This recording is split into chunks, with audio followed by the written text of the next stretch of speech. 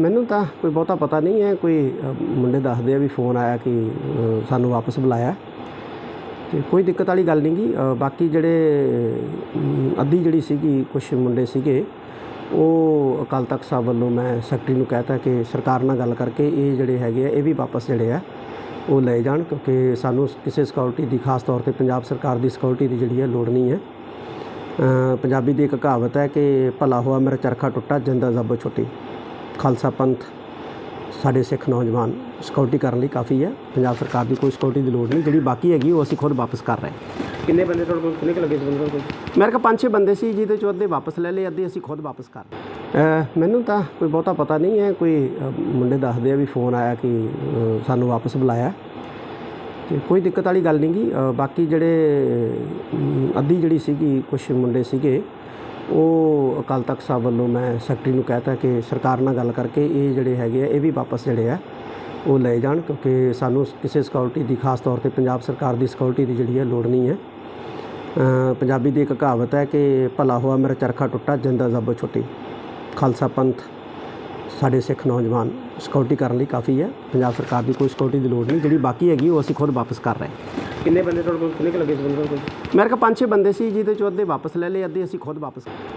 ਮੈਨੂੰ ਤਾਂ ਕੋਈ ਬਹੁਤਾ ਪਤਾ ਨਹੀਂ ਹੈ। ਕੋਈ ਮੁੰਡੇ ਦੱਸਦੇ ਆ ਵੀ फ़ोन ਆਇਆ ਕਿ ਸਾਨੂੰ ਵਾਪਸ ਬੁਲਾਇਆ ਤੇ ਕੋਈ ਦਿੱਕਤ ਵਾਲੀ ਗੱਲ ਨਹੀਂ ਗੀ। ਬਾਕੀ ਜਿਹੜੇ ਅੱਧੀ ਜਿਹੜੀ ਸੀਗੀ ਕੁਛ ਮੁੰਡੇ ਸੀਗੇ ਉਹ ਅਕਾਲ ਤਖਤ ਸਾਹਿਬ ਵੱਲੋਂ ਮੈਂ ਸੈਕਟਰੀ ਨੂੰ ਕਹਿਤਾ ਕਿ ਸਰਕਾਰ ਨਾਲ ਗੱਲ ਕਰਕੇ ਇਹ ਜਿਹੜੇ ਹੈਗੇ ਆ ਇਹ ਵੀ ਵਾਪਸ ਜਿਹੜੇ ਆ ਉਹ ਲੈ ਜਾਣ, ਕਿਉਂਕਿ ਸਾਨੂੰ ਕਿਸੇ ਸਿਕਿਉਰਿਟੀ ਦੀ ਖਾਸ ਤੌਰ ਤੇ ਪੰਜਾਬ ਸਰਕਾਰ ਦੀ ਸਿਕਿਉਰਿਟੀ ਦੀ ਜਿਹੜੀ ਹੈ ਲੋੜ ਨਹੀਂ ਹੈ।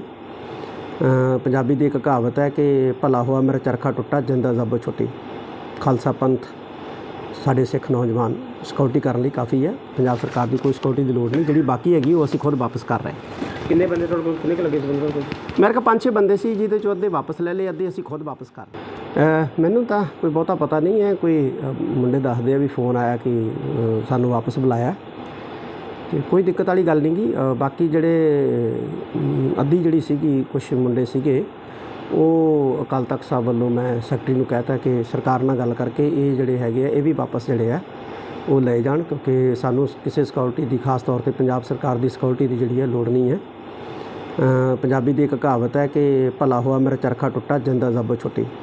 ਖਾਲਸਾ ਪੰਥ ਸਾਡੇ ਸਿੱਖ ਨੌਜਵਾਨ ਸਿਕਿਉਰਿਟੀ ਕਰਨ ਲਈ ਕਾफ़ी ਹੈ। ਪੰਜਾਬ ਸਰਕਾਰ ਦੀ ਕੋਈ ਸਿਕਿਉਰਿਟੀ ਦੀ ਲੋੜ ਨਹੀਂ, ਜਿਹੜੀ ਬਾਕੀ ਹੈਗੀ ਉਹ ਅਸੀਂ ਖੁਦ ਵਾਪਸ ਕਰ ਰਹੇ ਹਾਂ। ਕਿੰਨੇ ਬੰਦੇ ਤੁਹਾਡੇ ਕੋਲ ਕਿੰਨੇ ਕੁ ਲੱਗੇ ਸੀ ਬੰਦੇ ਕੋਲ?